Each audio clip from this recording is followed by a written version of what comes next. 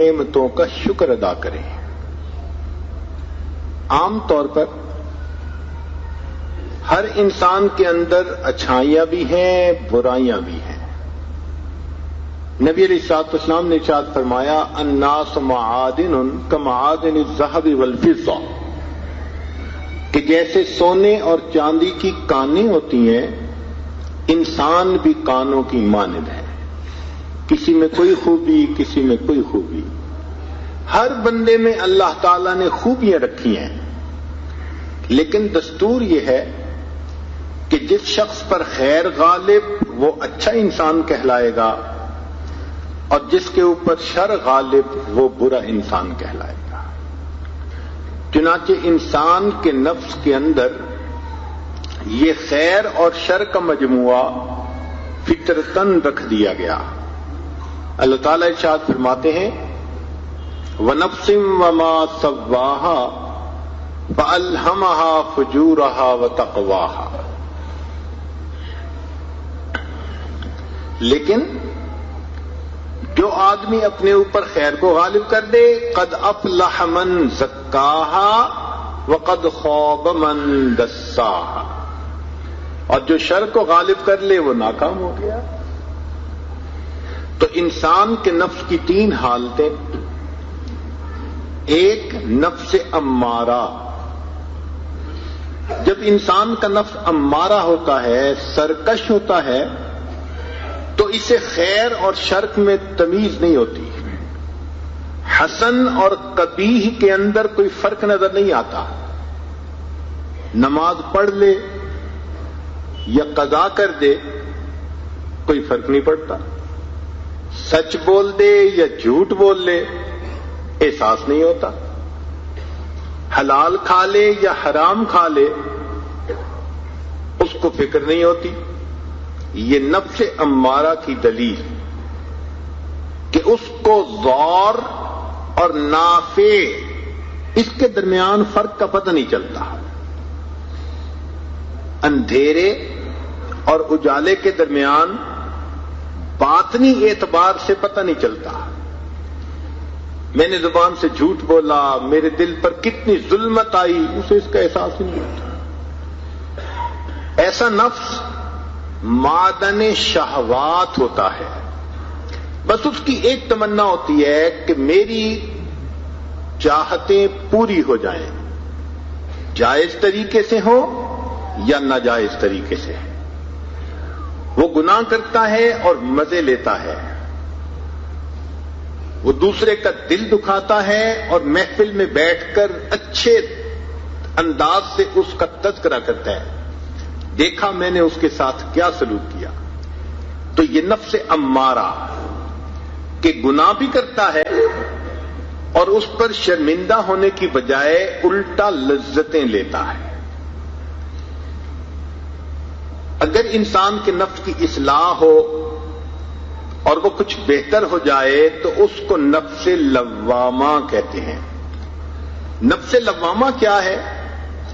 کہ جو انسان گناہ کر بیٹھے تو دل میں شرمندہ ہو، مجھے ایسے کرنا نہیں چاہیے تھا۔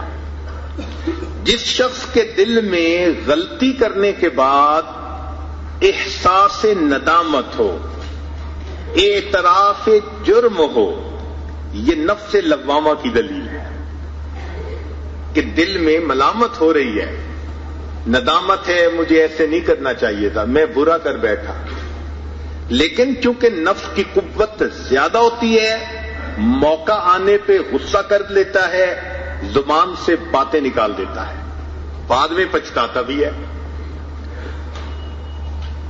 یہ ایسا نفس کہ تفرح و تحزن، یہ لطف بھی لیتا ہے اور بعد میں غمگین بھی ہوتا ہے کہ میں نے غلط کام کیا، شریعت کے حکم کو توڑ دیا۔ تو تیع و تفجر، اطاعت بھی کرتا ہے اللہ تعالی کی اور نافرمانی بھی کر بیٹھتا ہے، حکم خداوندی کو نظر انداز بھی کر دیتا ہے۔ تو یہ نفس لوامہ کی پہچان ہے۔ اگر انسان اپنے نفس کی اصلاح اور زیادہ کر لے تو یہ ایک ایسا مقام پا لیتا ہے کہ جہاں اس پر خیر غالب ہوتی ہے، چنانچہ اس کے اندر اللہ رب العزت کی محبت غالب آنے کی وجہ سے اتباع اوامر الہی اس کا شوق پیدا ہو جاتا ہے۔ ہر کام میں یہ اللہ رب العزت کے حکم کو ملحوظ خاطر رکھتا ہے، کوئی کام اللہ تعالیٰ کے حکم کے خلاف نہیں کرتا، اللہ تعالیٰ کی نافرمانی کے بارے میں سوچتا بھی نہیں، اس راستے پہ قدم بھی نہیں اٹھاتا۔ جیسے بکری اپنے مالک کے اشارے پر گھاس کھانا چھوڑ دیتی ہے، یہ بھی اسی طرح مالک کے حکم پر اپنی خواہشات کو ترک کر دیتا ہے اور اللہ رب العزت کے احکام پر سر تسلیم خم کر لیتا ہے۔ اس کو نفس مطمئنہ کہتے ہیں۔ یہ نفس انسان کو حاصل کرنے کی کوشش کرنی چاہیے۔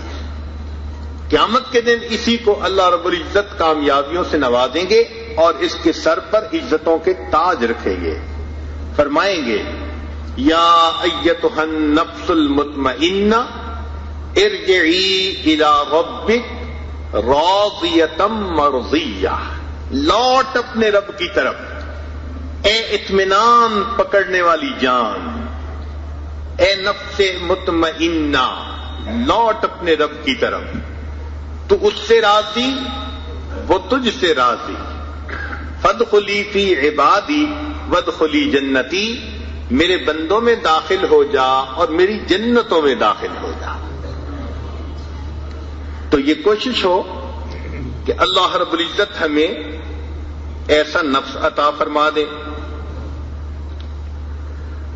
اس کے لیے انسان کو محنت کرنی پڑتی ہے، جیسے مختلف چیزوں کے لیے انسان محنت کرتا ہے تب حاصل ہوتی ہیں، یہ مقام پانے کے لیے بھی انسان کو محنت کرنی پڑتی ہے۔ رزق حلال صدق مقال، اگر اس کی پابندی کرے تو پھر انسان کے نفس کے اندر خیر غالب آ جاتی ہے۔ انسان جب اس دنیا میں آتا ہے تو اس کے پاس اپنا کچھ بھی نہیں ہوتا۔ آپ غور فرمائیے، بچہ پیدا ہوتا ہے، نہ اس کے پاس لباس اپنا، نہ اس کے پاس مکان اپنا، نہ اس کے جسم میں طاقت اتنی کہ اٹھ کے کھڑا ہو سکے، نہ اس کی عقل پختہ کہ بات سمجھ سکے، بولنے کی طاقت نہیں، منہ میں دانت نہیں، اپنا اس کے پاس کچھ بھی نہیں ہے۔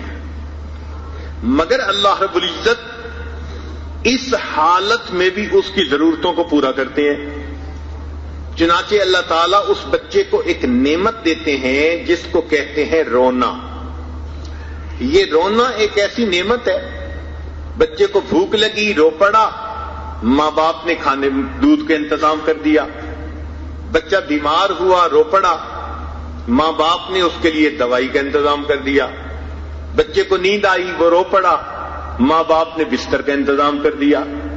بچے کی جو بھی ضرورت ہوتی ہے اللہ تعالیٰ فقط رونے کے ذریعے اس کی ضرورت کو پورا کر دیتے ہیں۔ یہاں سے کسی عارف نے نکتہ نکالا، اے انسان، جب تو رونا جانتا تھا اللہ تعالیٰ تیرے کاموں کو سلجھا دیتے تھے، تو نے رونے کو بھلا دیا، اللہ نے تیرے کاموں کو اٹکا دیا۔ اب یہ بچہ جب بڑا ہوتا ہے تو اللہ رب العزت اسے اپنی نعمتیں اور عطا کرتے رہتے ہیں۔ مثال کے طور پر بچپن سے لڑکپن جوانی کی عمر کو پہنچا، اللہ تعالیٰ اسے علم عطا فرما دیتے ہیں۔